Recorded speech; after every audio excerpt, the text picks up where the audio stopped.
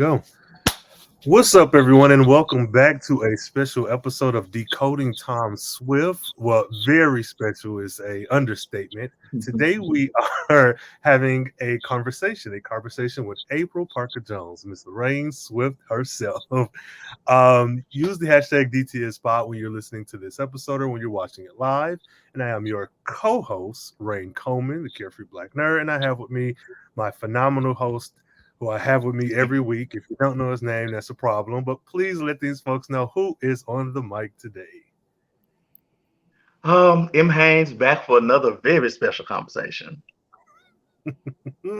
Yes, indeed. Yes, indeed. And please bless these listeners with your amazing voice. Let them know who is our very special guest today. Y'all talk about me. Yes, ma'am. Well, hello, everybody. Blessings, and peace and love. My name is April Parker Jones, and I am so honored to be on this week's episode. I'm a mom. I'm a Black woman, and I like to say "Lord" as an adjective. Yeah. Hey, I love the Lord too. Hello, thank you for having me. Thank you. Thank you for coming on. Thank you for speaking with us. You have been a staple of this show for quite some time. We have been discussing you. We have been discussing Lorraine. We have thoughts, questions, comments, and concerns. What y'all been saying about Lorraine? Miss Lorraine,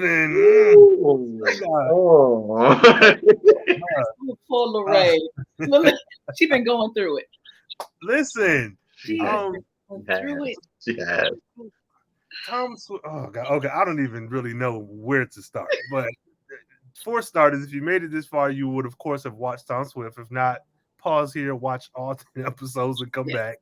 But starting with Tom Swift itself, like how did you get attached to this project? Well, it was an audition, like any other audition that I get in this industry, and I submitted the audition tape, and then I got a call back, and they wanted me to read with Tien to see if we had chemistry. And here's the funny story. Tien, I met, 2016. He was the young man who used to record my self-tapes. Oh. So when he booked the part of Tom Swift, I had no idea. When I got the audition, I saw that Tien Richards was playing Tom Swift, and I go, Tien, I know that name. Come to find out, he was the young man who used to videotape some of my auditions here in Georgia. So it's just crazy how full circle. Yeah, it was. So it was such a blessing. We had such great chemistry when I got a chance to audition. I think that was one of the main reasons that helped me to land this part was the chemistry that Tien and I had with each other. So yeah, that's how it happened. An audition like any other audition. And because it's been such a blessing to be able to work here in Georgia where I live, to be a part of a groundbreaking history-making show. Yeah. Yes. What about that? Yeah, we're definitely going to delve into that. But yeah, and that chemistry really kind of like shows. It shows up, I think, on the screen and in the relationship between Lorraine and Tom. One of the first things you mentioned was that you were a mother. So did you bring in that too, sort of like building that relationship? Oh, absolutely. I my oldest is 23, and I'm a new grandmother too. Can you believe that? Congrats. I'm a grandmother. Yes, I have a 4-month-old grandmother. So yes, mothering, parenting, nurturing, been a part of my life for over 23 years. So I absolutely pull from my real life as it pertains to what it's like to parent, what it's like to guide, what it's like to nurture. Now I don't have any sons. So that was a new kind of dynamic. Certainly don't have any gay sons. So that even that was discovering that the chemistry when it came to that nuance too was beautiful and fun. And Tien allowed me in, and we allowed each other in. We allowed each other to be vulnerable. And I hope it read well and was believable, and I hope that people were captivated by it. Look, Oh. yes, to the Absolutely. point where I'm trying not to get ahead of myself, but there were decisions that were made initially in the first maybe 4 episodes that were like really weird. But Mhm. as we got to that pivotal 6th episode, all of that made sense. So that being said, that really speaks to, like you said, you and Teen's relationship and the things that rang true. And Absolutely. that, yeah, Yeah. so you Good. and Teen just, yeah, yeah. I'm, I'm, Yeah. I'm, yeah, I'm so glad that everybody was able to kind of allow those first few episodes to marinate and the payoff, Mhm. like you said in episode 6.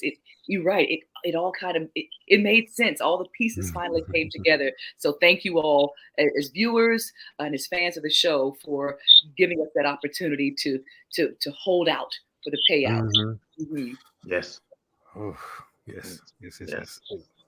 So, Um, just kind of touching back on that relationship again, because Mhm. it did ring true, and it rang so true that I was like, "Oh, I want that," um, Good. because it was. I think one of the first things I said when we started doing the show was, "I love the fact that you have Lorraine, you have this Black mother who's unequivocally, supporting her son, so much to the point that they're talking about his dating life." Yes. I was just like, that's. Mhm. We said that we would touch on like the groundbreaking stuff, but like that's something that was really, really powerful and something I'm really glad to have seen. So if nothing else, I want to say thank you for being part of yes. that. Yes, and, Ooh. and let me just acknowledge the writers and the creators of Tom Swift. You've got Cameron Johnson, Noga Landau, and Melinda Zoo Taylor, and they have been so tremendously giving, allowing this relationship to be full, because these are human relationships, human beings, and these stories really do happen in real life. Yeah, there may not be a whole lot of billionaire families that exist in the world, but the human side of their stories are relatable in so many ways. So yeah, I'm glad we have had a chance to get to show that part of Tom Swift. Hmm. Yes, being a queer Black man and watching Tom Swift and enjoying it so much, but also being frustrated because why is it the first of its kind? But seeing like Mm, the groundwork that was laid by being the first of its kind, that this can happen. You can have a character, a Black man and his Black mom just be, hey, it's not trauma, it's not get out my house because you're Yeah. gay, it's not you will never see this money again. Like it wasn't just for it with all the ups and downs, even the critiques that we have for the first few episodes before, y'all pulled the rug from under us, even with those, it was still like, this is a real relationship Yes. that does exist, though Yes. the opposite end of the spectrum exists as well. That shouldn't be the only thing we're seeing on TV. And you bringing Lorraine to life, and I don't know, there's something about your performance that really kind of sits with me even after the show, Hmm. because I feel like when you do have a Black mom and a gay son, in the past it's been these very focused kind of stereotypical relationships, Mhm. and that's not what because even with the handling of you and Lino, it felt so much like there's something to this story that we need a season 2, because I don't, as much as I like Tom Swift, Lorraine and Barton is one thing, Lorraine and Violet is one thing, Lorraine and Lino is one thing, Lorraine and Isaac is like, Mhm. there's this yes, nexus yes. being that is Lorraine, where it's like, Yeah. though the appearances were not as large, and like the mission side of things, it's like everything kind of comes back to the matriarch. Mhm. And so I don't Yep. even know if there's a It's question there. I'm true. just talking because Yeah. No, no, yeah. no. No. But I know exactly what you're saying. It's like, and that is a just juxtaposition of real Black families, right? When you Mm-hmm. think about, the differences that we may have in each of our pods, the nucleus is the matriarch. You know, it does come back to the and that is precisely what I tried to bring to Lorraine Swift. She and being the matriarch and being the nucleus, it requires so much responsibility because you do have different energies that you have. And I think Lorraine Swift needed to be so strong, but vulnerable, compassionate, tender in moments, but also not afraid. Brave. She needed to be brave in so many different instances. So I'm so glad that they allowed this relationship with Tom and, like you said, Lorraine, Tom and Lino and Isaac, and even with Zenzi. I'm glad we got to see bits and pieces. And I hope that we are able to get a season 2 and flesh that out even more, because that is the reality of so many Black families, that the matriarch who holds it all together, like in Soul Food, Big Mama, you know. That was like my mind went. Yes. So yeah, Mama Swift. I call Lorraine Mama Swift because she mothered so much. She kept the business running, you know, with the integrity of Black excellence. And wow, what a privilege to play this role. I've never played it ever, really, in my career. So I'm just, as an artist, I'm super grateful to have had this opportunity. Truly. God, thank you again. Thank you. So in talking about that, like, we talk about kind of bringing all like the different elements from, you know, your own experience and things of that sort. Something that also really kind of struck a chord with me was this very interesting sort of balance between like Lorraine's spiritual beliefs and so like how she interacted with everyone. And I think that took a lot of care, because it's so easy to let that fall into, you know, the stereotypical portrayal. But I think one thing that Lorraine did well was she was able to show, like, yes, these are my beliefs, but I'm not going to weaponize these. Absolutely. And I think that also shows a lot of, you know, care and things from the writers and from you. Absolutely. Because see, here's the thing that we have to, you know, also acknowledge, is that you can be religious or you can be spiritual and not be judgmental. You don't have to live inside of this box, and it's not a contradiction to believe in your higher power, but also include and love everyone despite our differences, despite our choices. So I was so happy that they touched on that. It's not a contradiction.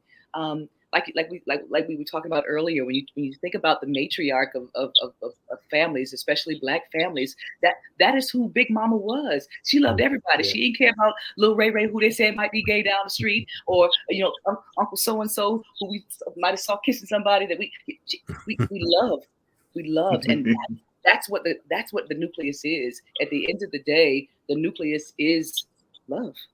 Love. And I love that Lorraine's character was designed, like you said, with that care.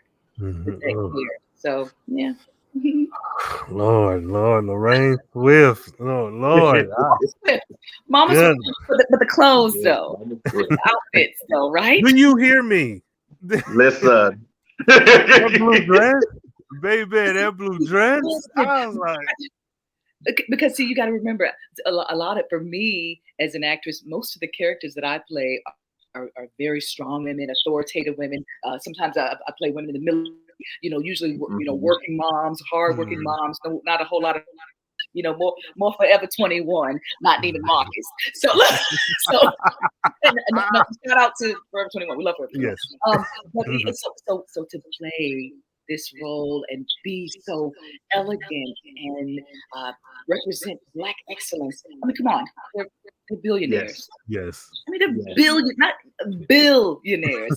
So yes, that was amazing. I had so much fun playing dress up. Y'all did it well. Y'all did it well. Yes, thank you. Each and every one of y'all. Because that episode, the flashback episode, we saw when we saw Lorraine come around getting ready for church, I was like, whoa, that just flung me back to my childhood. Seeing my mom, my aunties, Yes.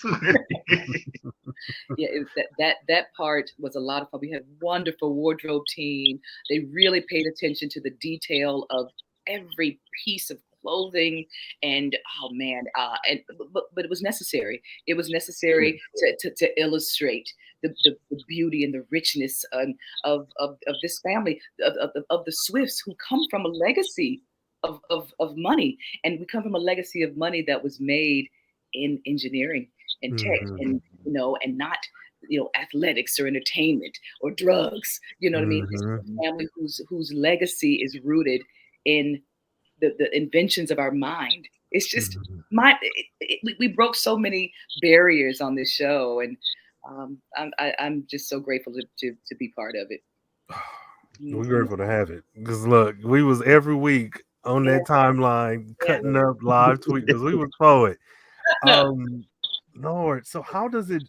Well, is this the first of its kind for you? Not even necessarily the storyline or whatnot, but like the behind the scenes, because it feels very Black and it feels very forgiving in a way that like you don't have to get your own haircut, you don't have to get your own clothes, you don't have to kind of lean into someone who's catered to our lighter cousins. So how was this? It was refreshing.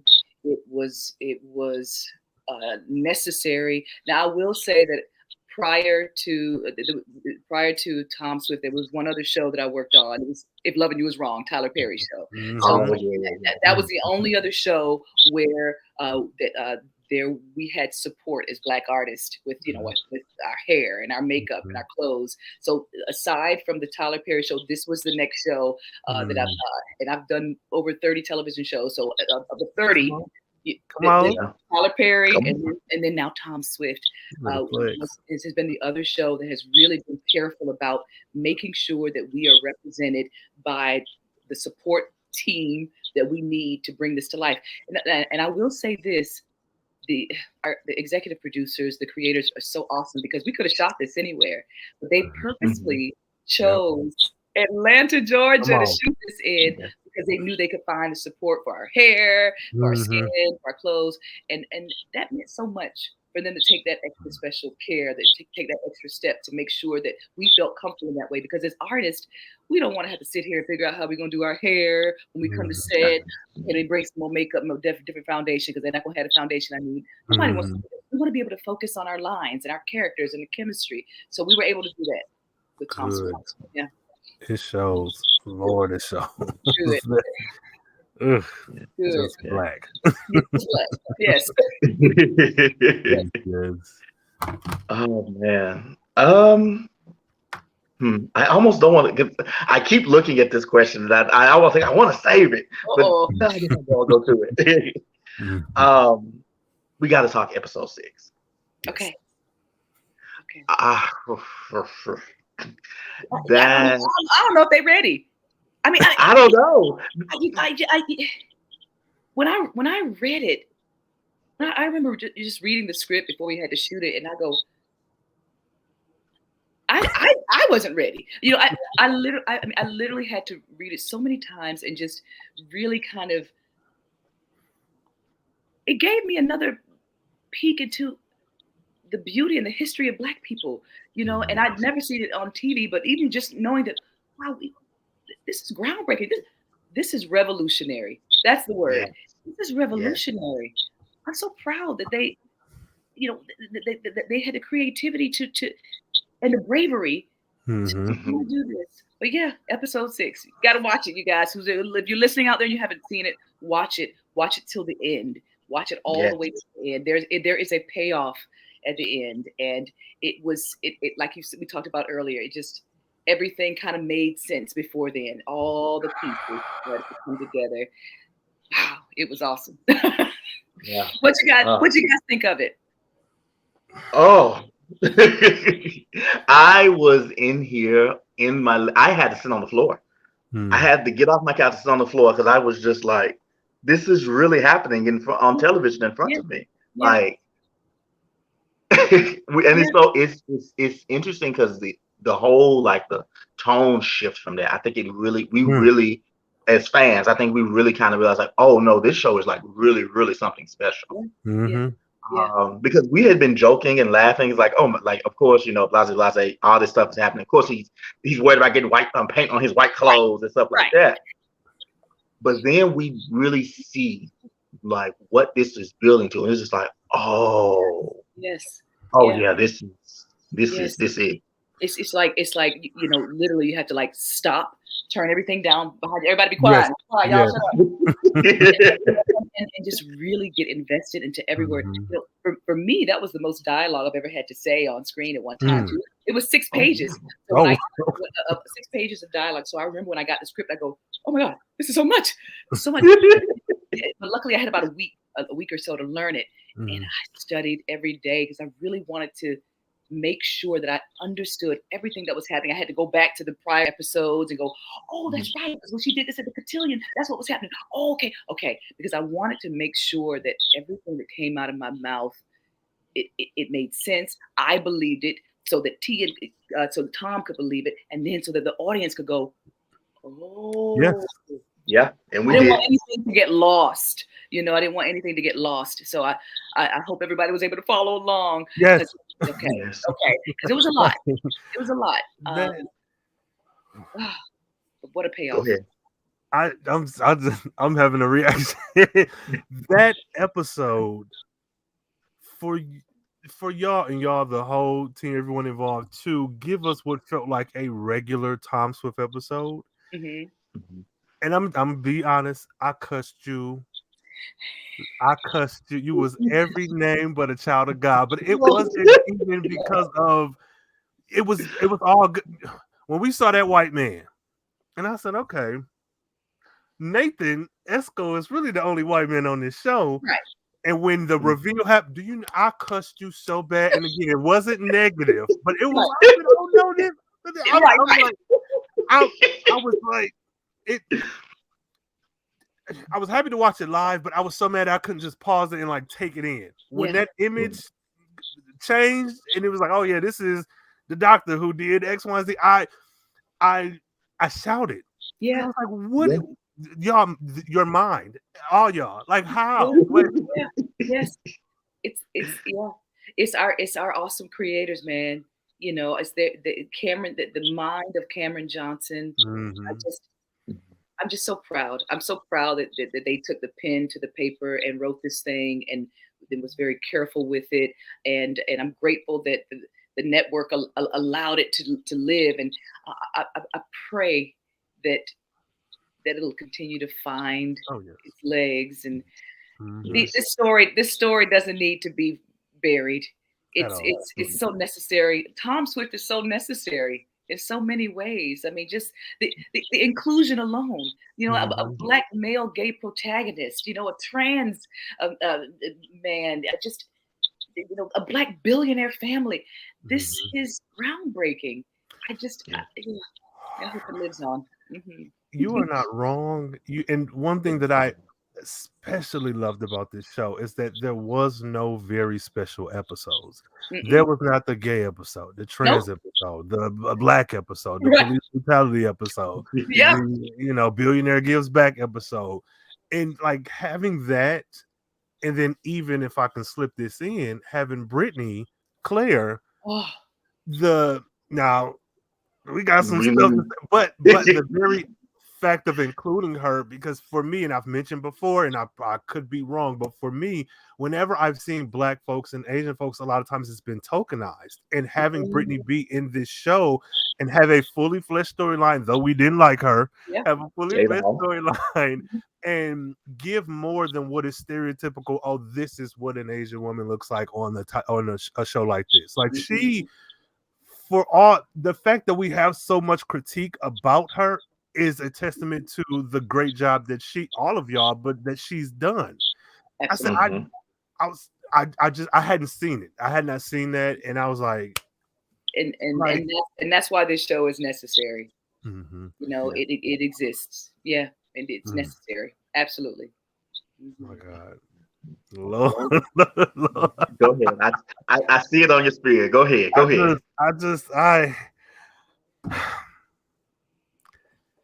Why you didn't fight Claire? Why you didn't push that woman down some steps through a window in the basement?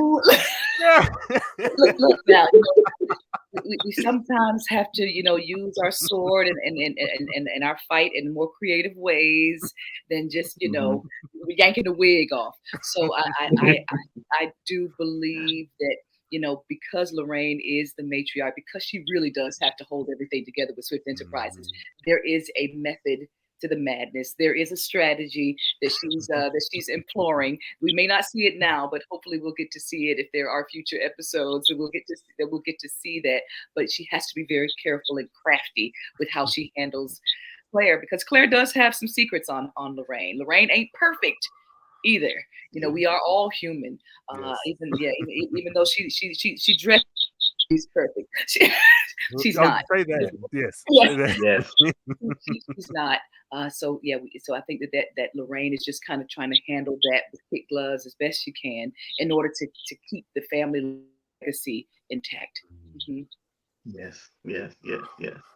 And speaking of that, like the kind of the secrets or whatever, I had to say, I was like, wait a minute, what is it with the sisters? Like, because we watched Bel-Air, Rhayne did the review thing for that before this, and then we saw this, like, beef with another sister? That's something. It's so funny because let's see, my name is Lorraine on this show. I have a sister in real life named Lorraine, and then I think Violet.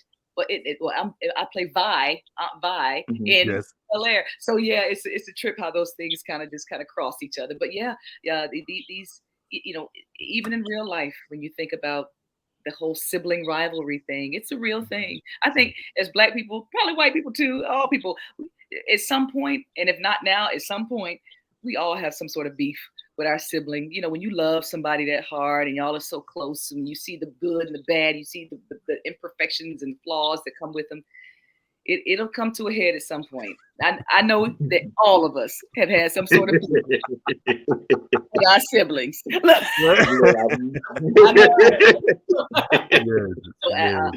think them showing that even on Bel-Air and Tom Swift is necessary, because it goes back to showing the full story of humanity, full story of that, how we all are relatable, even billionaires and non-billionaires. We all kind of share these same stories of just trying to figure out life and love and heartache.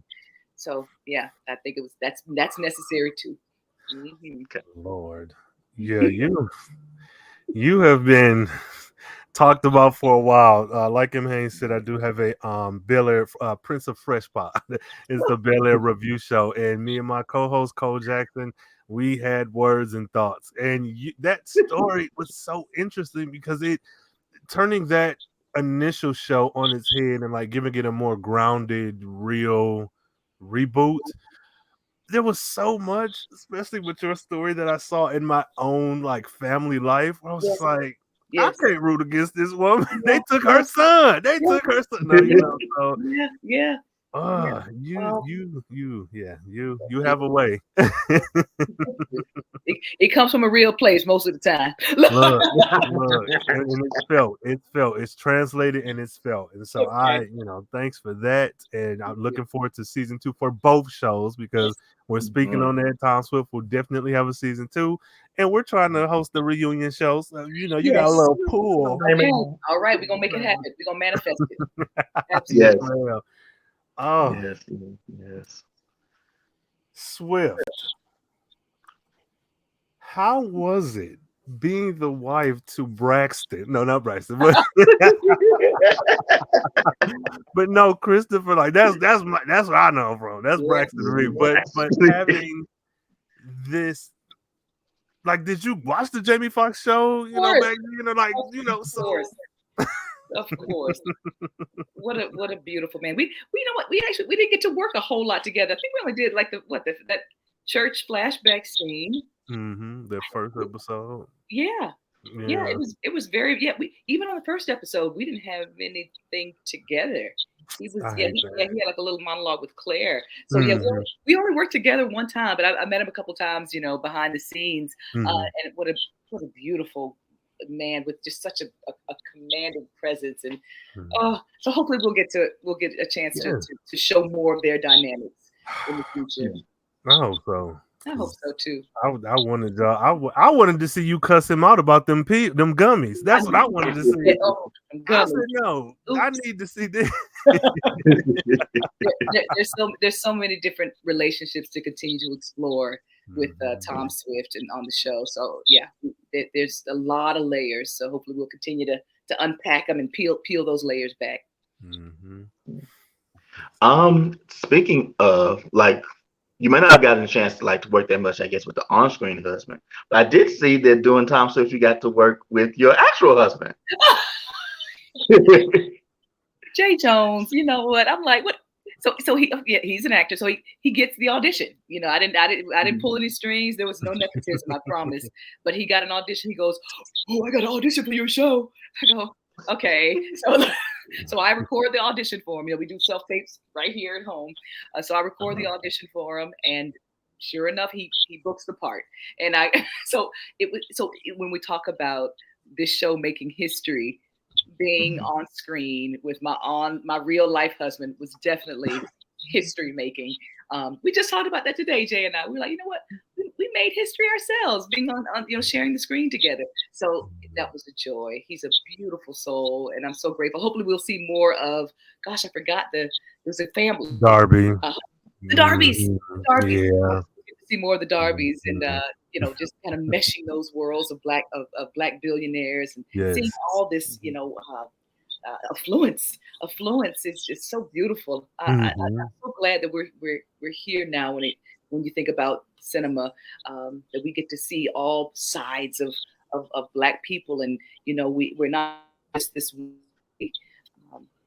So we'll see. Maybe the Darbys will come back for another visit.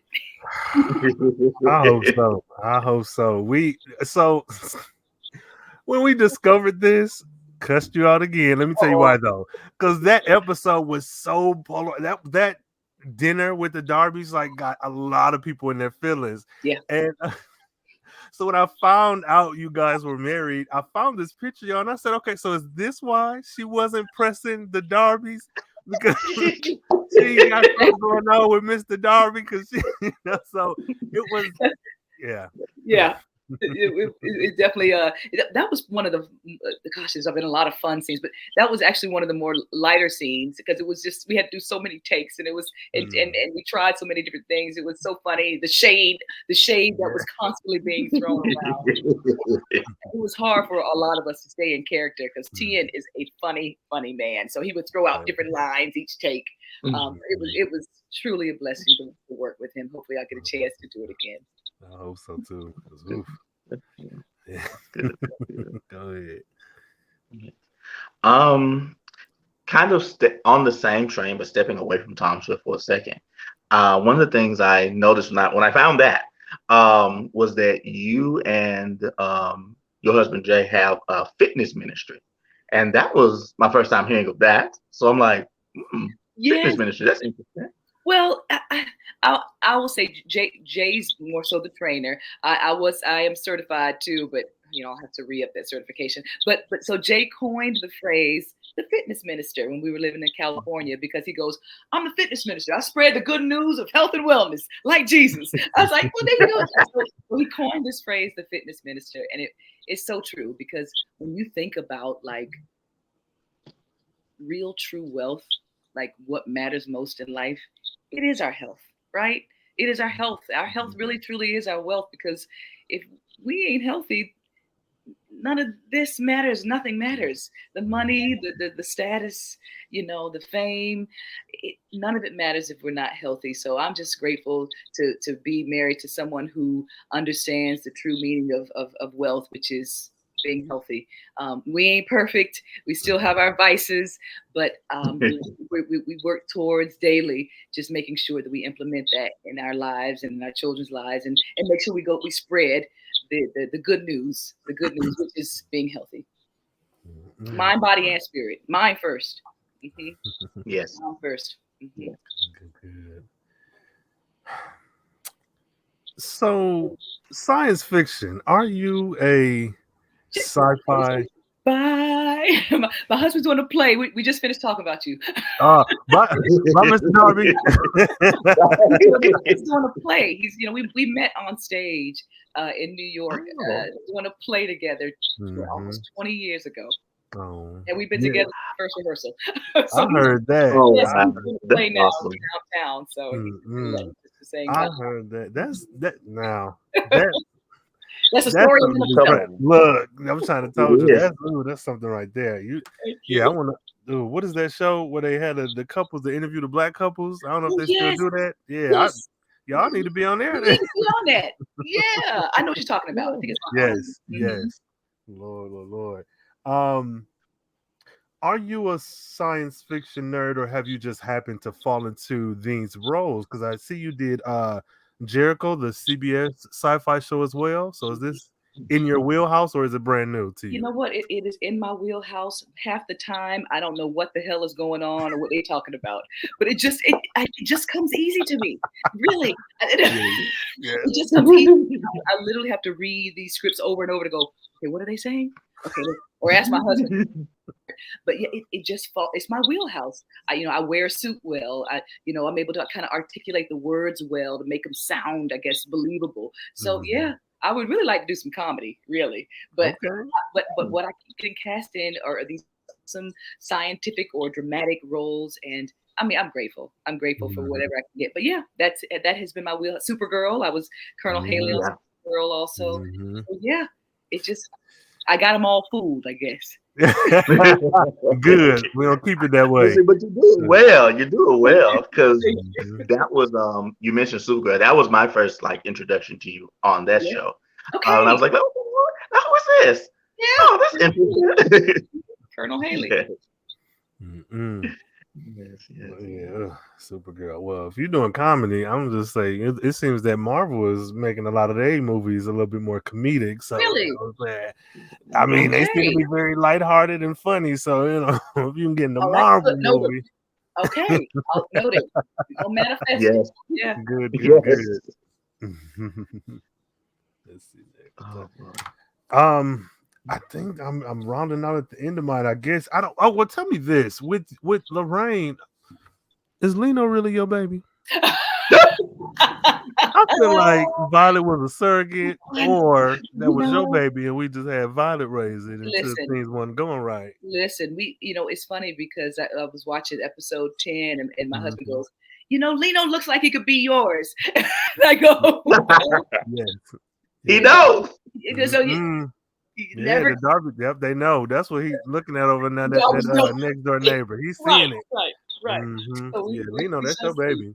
Let's see how the cookie crumbles. Yes. Well, if we're rounding out, I do have one more. Okay. I'm just. What do you see? I guess as we're thinking about how the episode ended. What do you see as is next for Lorraine? Oh gosh, Lorraine is going to come to terms with what is going on between her and Claire. I feel like if she doesn't, get ahead of this thing, it could potentially destroy Swift Enterprises, and we can't have that. So I think what's next for Lorraine is she's going to probably go through some major kind of, mind things where she may even kind of just toil with going crazy if she doesn't figure this out. Because typically, I feel like she's kind of, been clear about the solutions, for things. But this thing with Claire, it's got her hemmed up. So I think what's next for Lorraine is trying to figure out how to best get ahead of things with Claire, who's got one up on her, without going crazy. Yeah, Claire. Now we may be wrong, but it seemed like there was something. I know you. Yes. Now, lost thing, right? Yes. I said, did Lorraine send Barton to Saturn to explore? Hey, It could happen. You know, there definitely was something, especially with the lip gloss thing. That if you peered a little closer, you saw it. You know, so maybe that will be explored more too. Maybe that may be even part of what she may have over her. Who knows? You know, so that's the mystery and the beauty of Tom Swift. So there's like I said, with so many layers and so many stories to touch on, but good eye. We saw that. Yo, I don't know what y'all doing skiing. I don't know but okay, I'm sorry. My last thing. Okay. How was it? Oh, because this particular scene, this was right after Claire started drugging you, where she said something about the company, and you said, like, girl, you ain't black, ain't nobody black taking over this company. You shout it again. You know, you just put the truth serum on me, right? You want me to tell you? We are unapologetically black, you know, and my husband ain't gonna leave this company to somebody who's not black. This is a family legacy. Now, you may be part of the business family, but last I checked, you won't family. Listen, it's not twisted. So yeah, that part and that's what sent her into this spiral, because she had invested so much into enterprises, and you know, Barton, I think she was deflated at hearing that. So and then since then she's been on a mission. She's been on a mission. I was just like, don't ask questions you don't want the answer to.